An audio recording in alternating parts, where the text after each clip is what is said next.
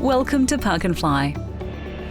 Park&Fly is located on level 3 of the P2 car park at the Brisbane domestic terminal.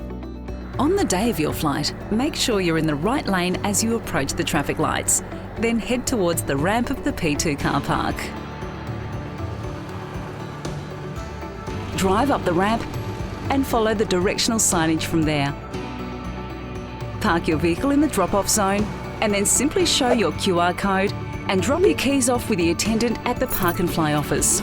They will take care of your car while you head across the skywalk into the terminal where you can relax before your flight. When you return, simply collect your keys from the attendant at the same Park&Fly office and they will direct you to where your car will be waiting for you in the returns area. And that's it.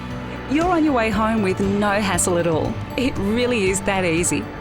Park&Fly, just another way in which Brisbane Airport is ensuring you enjoy your journey from the very first step.